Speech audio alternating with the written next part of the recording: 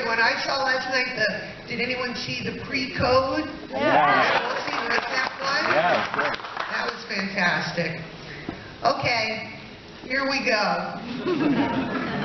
Fasten your seatbelts. I wrote some things down because I'm no longer afraid of death because this is much scarier. We're all naked. Thank you. The word legend is overused, but Jerry Lewis has been performing and entertaining us for 8 decades.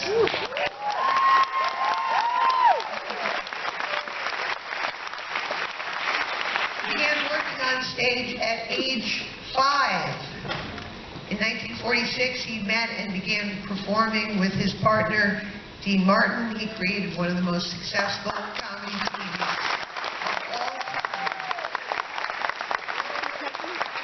Since his first film in 1949, which was My First Summer, he starred in over 50 films.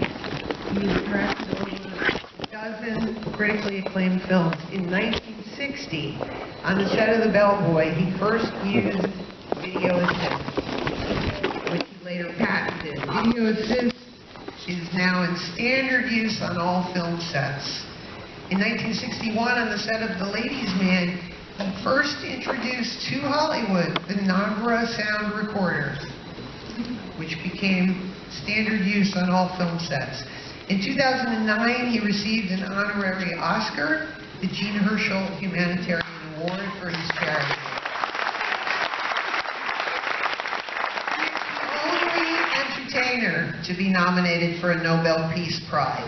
Wow.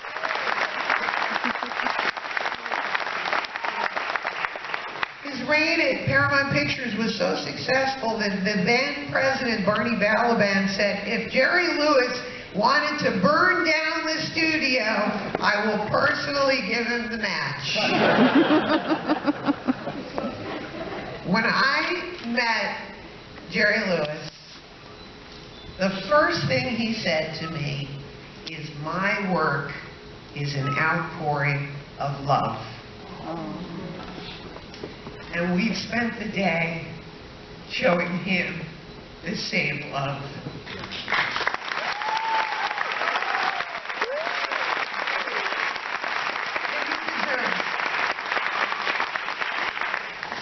And I love working for Turner Classic Movies.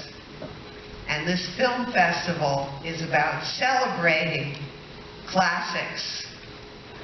And this man is a classic. He is an American classic. Ladies and gentlemen, the king of comedy, Mr. Jerry Lewis.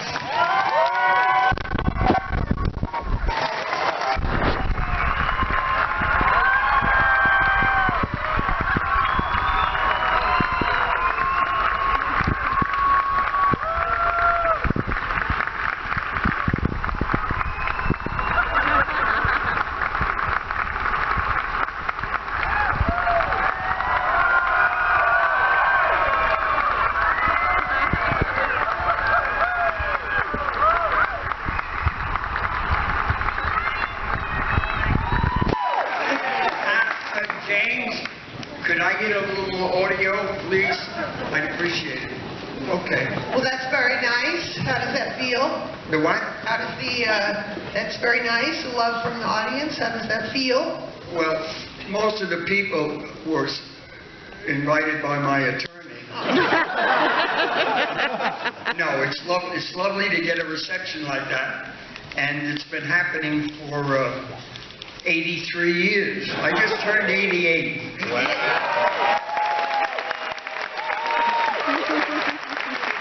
Now, but life is full of surprises, and I know that you just got back from New York City. You were honored at the Friars Club, and something interesting happened to you all in New York. Oh, somebody told you, huh? Yes. Okay. I heard. I'm in New York, and I'm sitting having lunch at the Friars with some friends of mine. And I said, you know, I just realized that I lived in New York, I worked in New York, New York was home base for me. And it's been about 50 or 60 years since I rode a subway train. I have a feeling I would like to do that. And all the guys at the table said, go for it. Go ahead, go for it.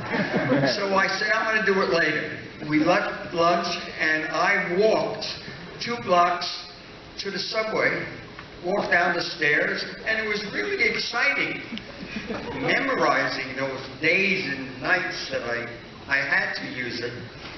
But I'm sitting on the train, and we come to a stop, and a young man comes on, wearing a leather jacket, leather pants.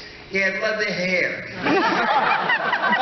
had chains hanging from the eardrum, and he had all kinds of tattoos up his arm, and I mean, I had to look closer because his hair was swiped. He had yellow, green, blue, purple. So I'm looking at him, and he looks at me, he said, what's the matter, old man? Did you ever do anything unusual in your life? I said, as a matter of fact, I did. 20 years ago, I had sex with a parrot. I thought you were my son.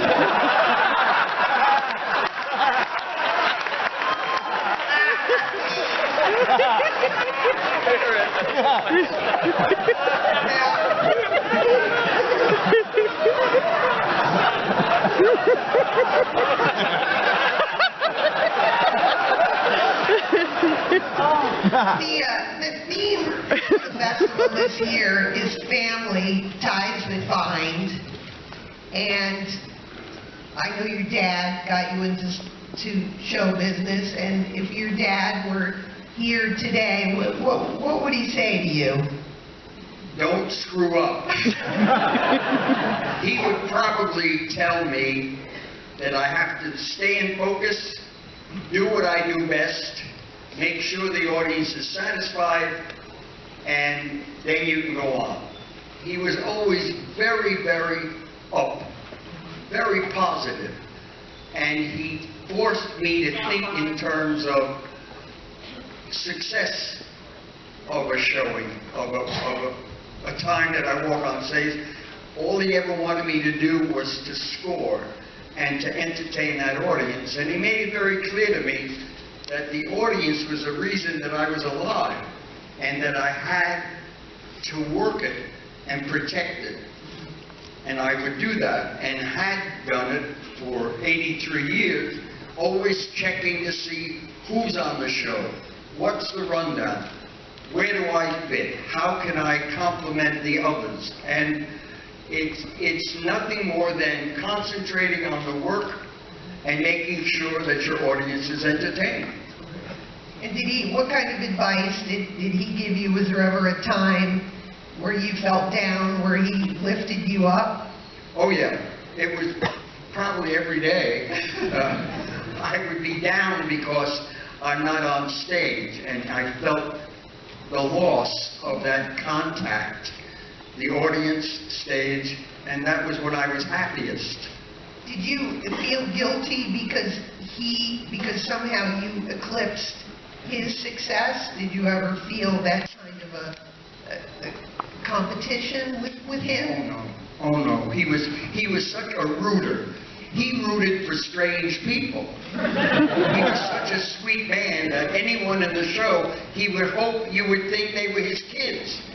He was very, very upbeat, very positive, and very eager to have the other people on the show recognize that they're special, and he made sure they were.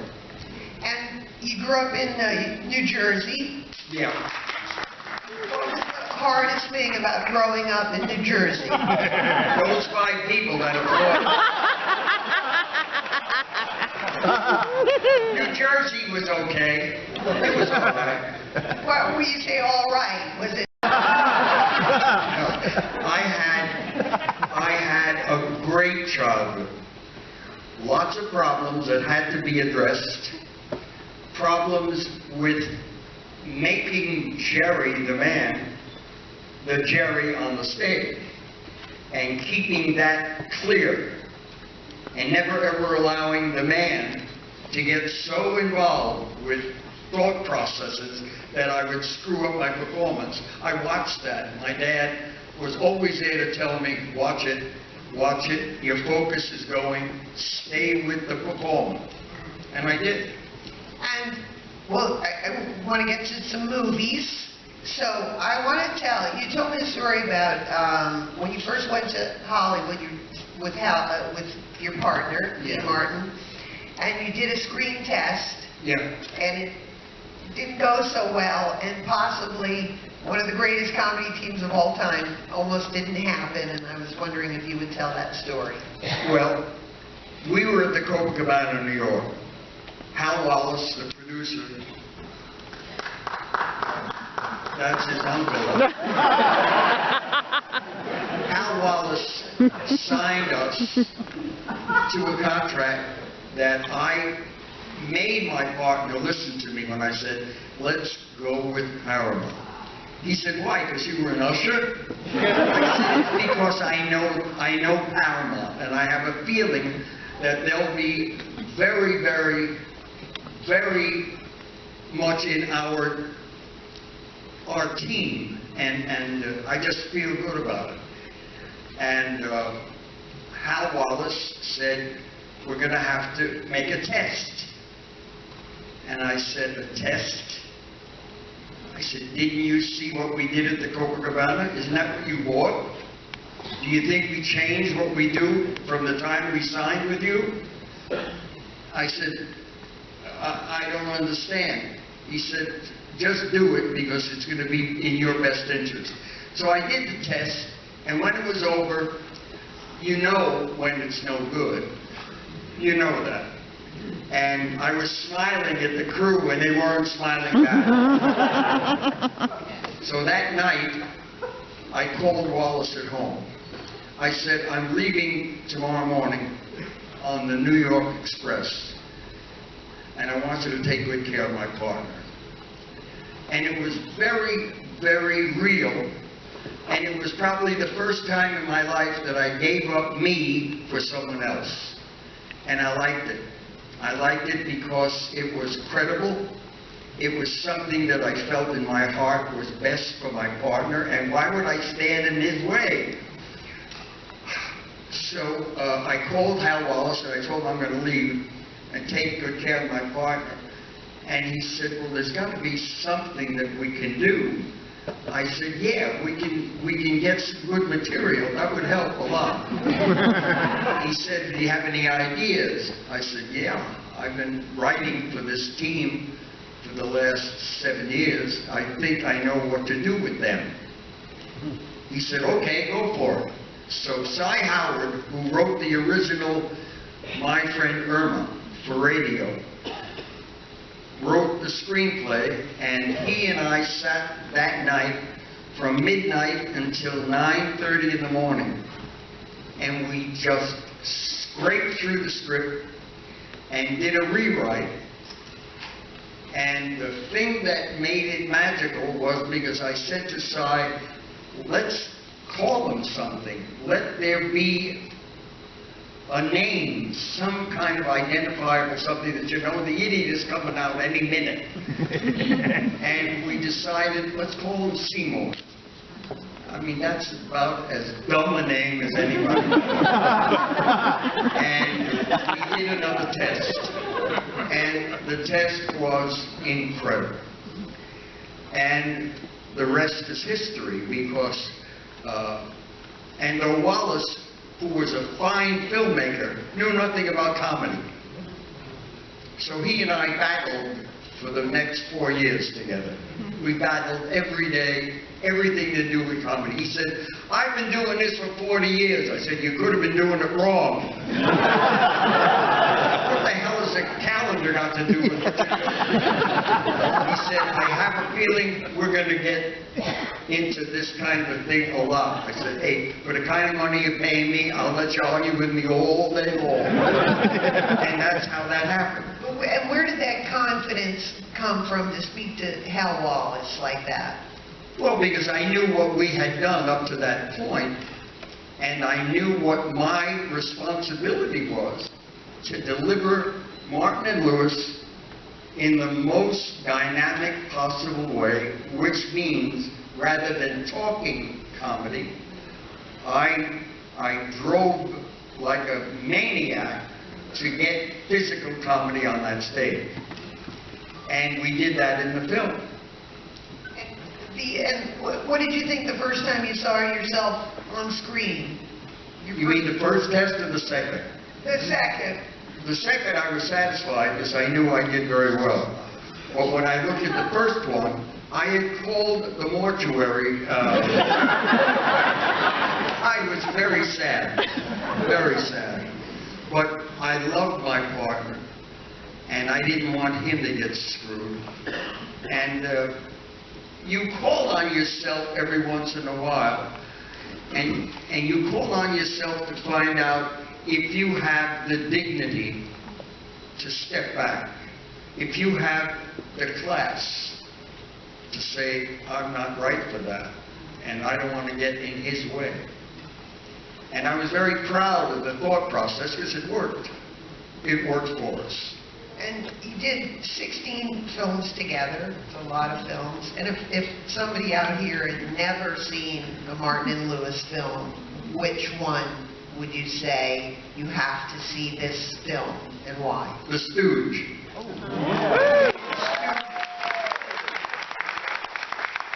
The Stooge was a visual journey through the life of this kid who was going to work with this professional man. And we kept that high-low with Dean high and Jerry low until we got the audience to appreciate what we were doing, and then we would change roles. And there were times when Dean was funnier than I could ever be in my life. He had this incredible, innate knowledge of what to do in front of an audience. He had no idea he knew what the hell he was doing. I knew it. And I knew we had pay dirt.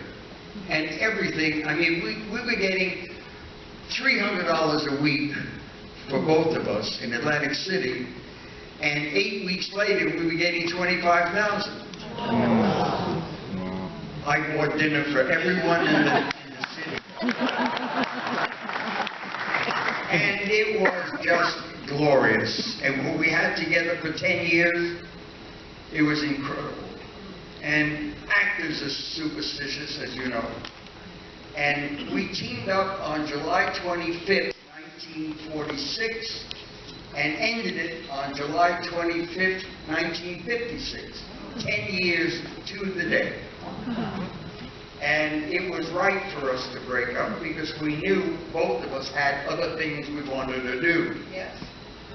And it came as a lightning bolt to Wallace, because when we split, there was nothing he could do with either one of us. The deal we had with him was for the team and not separated. So we just went from there. I mean, it was incredible. And the first film that you did after the partnership broke up was The Delicate Delinquent. Right.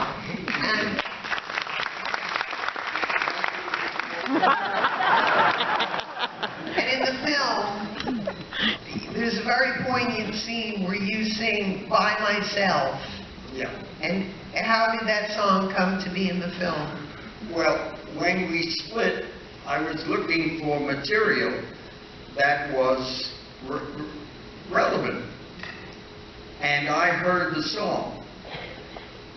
And when I opened at the Palace Theater on Broadway, I did a 2-hour show, and I finished it with paying tribute to the man that put me there, my partner, and then I sang By Myself. It was very, very dramatic, and that audience of some 4,000 people had to appreciate the one faction, and that the other way is gone, and they understood it. That's what I like about the film is that it is, to me, it's a very transparent acknowledgement to the audience, as if a little spotlight comes down, the film stops, you sing this beautiful song, and then you go back to the movie. In a sense, it was letting the audience know that everything was going to be okay. Yeah, pretty close, and that's the way it was. The reaction to it was very good. It still works. It's a one.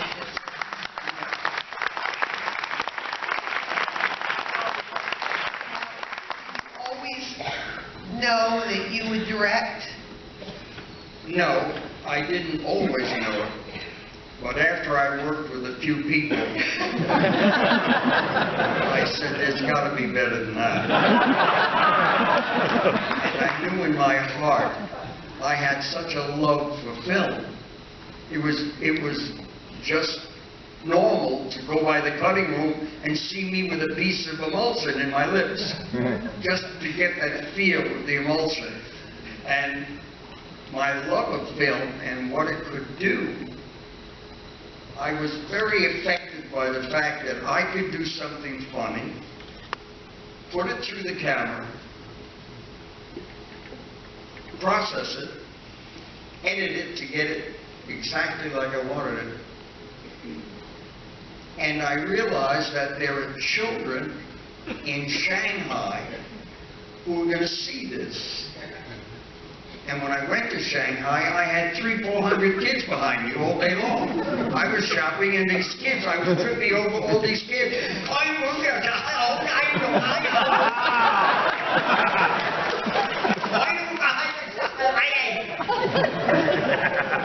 that was Jewish. Did you ask people for advice? Joe Mankiewicz or Billy Wilder, some of the people that were around, did you ask them for advice when you were going to start directing? No, I asked him if I was nuts. I went to Billy Wilder and I said, Billy, I want you to direct this script I wrote called The Bellboy.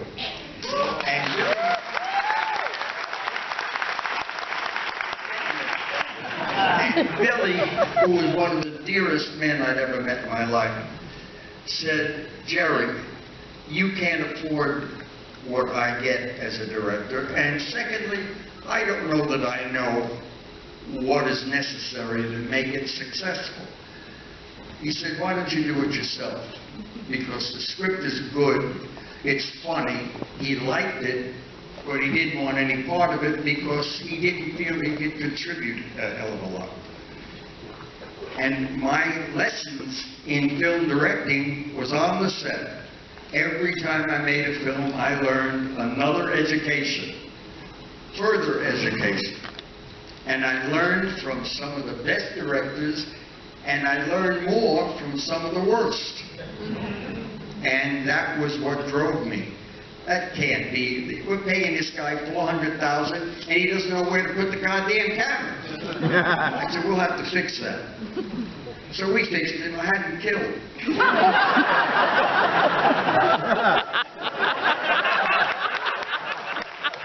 Now, you brought up Billy Wilder, and to me, Billy Wilder makes movies about the pursuit of sex. And you make movies about the pursuit of love. And do you find the pursuit of love more interesting than the pursuit of sex? No, the pursuit of sex is nighttime. And when you're working to entertain an audience, that's the last place you're going to go, is sexual. What I had to do was to find the visual comedy that worked out to that audience. And I had learned very well. I probably learned a lot more from some of the bad ones of what not to ever do. And I was like a kid in college, learning my trade while hoping to get a degree. I never got the degree, but I made a fortune.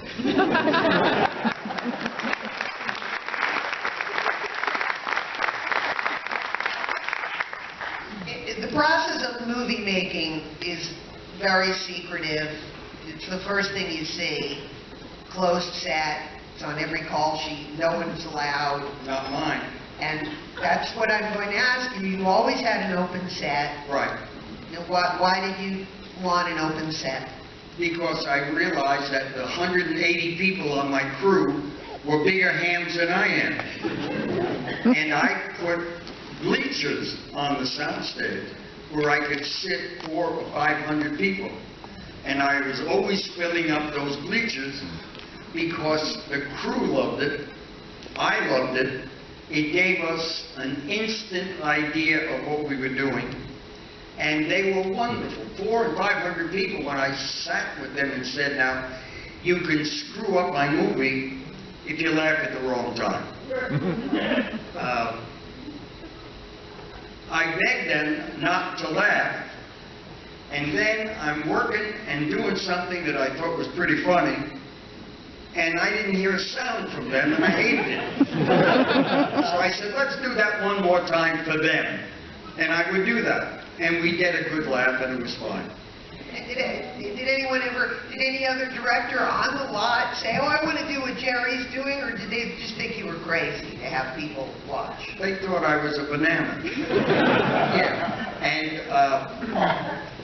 you can watch somebody do something, but if it isn't coming from your gut, if what they're watching doesn't come from your heart, with love and affection and pride. I was always so proud that I could walk out on stage and make an audience laugh. I was proud of that ability and never allowed it to take my head from a 6 7/8 to a 9. I stayed a 6 7/8. 6 7/8. I think so. You cannot get so serious in the work that you forget what you're doing there. And there are a lot of people that do comedy that really don't like to do it. And there's one comedian in our business that shall remain nameless, but he's one of the funniest people I've ever seen in my life, and he hates doing comedy. So I sent him a note once. I said, why don't you be a milkman? What the hell's what's wrong with you? He just didn't love it. And I was annoyed that he didn't love it. How do you not love giving 400 people pleasure? Well, he didn't. And he calls once every week just to find out if I got a job for him. Not really. So now I want to talk about some of your movies, some of the things that I would think really are some of your signatures. For me, you have an amazing ability to match music with your visuals. Right. And so I'm just going to say the obvious example would be in The Errand Boy is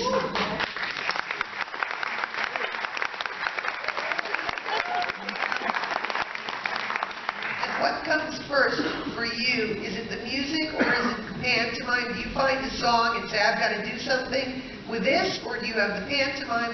It happens both ways. You either get the idea while thinking about getting music to improve what you're going to do. And I came from a show business family. My mom was a brilliant musician. She was my dad's conductor and arranger. And I learned an awful lot from both my mom and dad about the importance of music.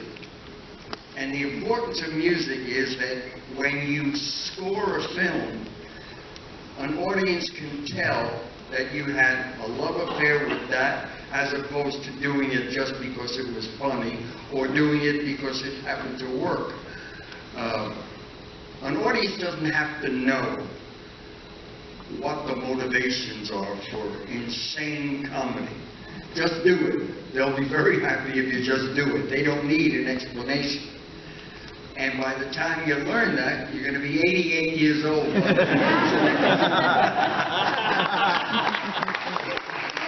always like to start your movies with a big... And it's also uplifting.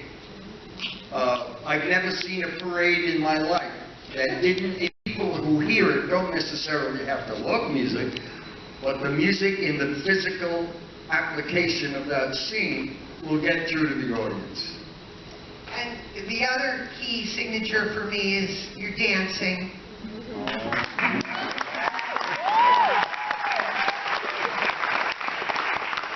Where did you learn how to dance? I watched Fred Astaire. I watched everything he did probably 10 times. And I learned from watching. I stood in the wings of every theater in this country with my dad and watched the other acts. I never took from them, but I was impressed by them. So that they'll take something that you're thinking about in terms of comedy, and it might be thin, but after watching some of these performers, you fattened it up and gave it substance. And, you know, there's nothing sadder than a writer sitting there trying to make this funny. I've been doing it all my life. I mean, the first script I wrote, I was 11, and nobody was impressed with it. But I did a show in Newark, where I was going to school, with 600 members of the kids in school. It was the busiest show you ever saw in your life. People bumping into one another, singing the wrong tune at the wrong time, but it was glorious.